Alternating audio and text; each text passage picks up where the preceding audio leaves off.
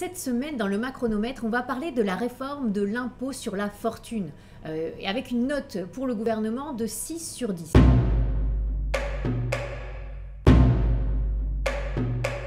L'impôt sur la fortune a été créé en 1982. Il s'appelait à l'époque l'impôt sur la grande fortune.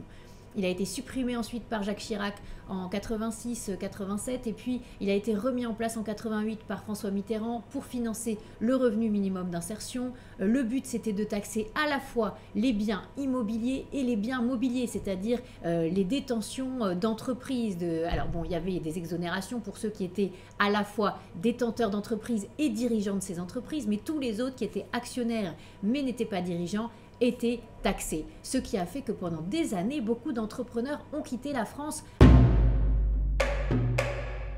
Il a tout simplement décidé qu'il n'y aurait plus d'imposition sur la fortune pour les biens mobiliers, c'est-à-dire les biens détenus dans des entreprises. Parce que ça a fait partir énormément d'entrepreneurs, d'investisseurs, de capitaux à nos portes, en Belgique, en Suisse. Nous, on évalue à peu près à 200 milliards d'euros les montants qui ont quitté la France ces dernières années. Et quand on va à Bruxelles, quand on va à Genève, on rencontre énormément d'entrepreneurs français. Et c'est dommage qu'ils n'aient pas créé tous les emplois qu'ils ont créés depuis dans notre pays.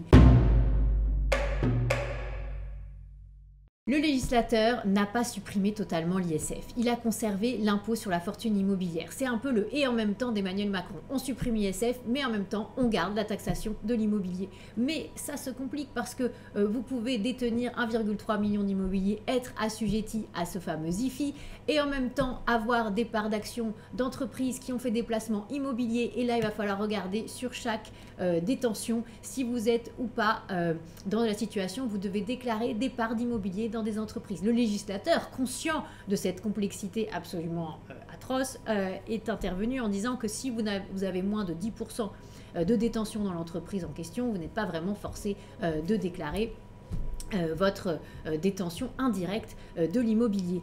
Mais tout ça va créer des contentieux, va créer une sorte d'usine à gaz, tout ça pour récupérer 850 millions d'euros de recettes au lieu des 4,5 milliards de recettes d'impôt sur la fortune. On se demande si véritablement il ne fallait pas tout simplement supprimer totalement l'impôt sur la fortune.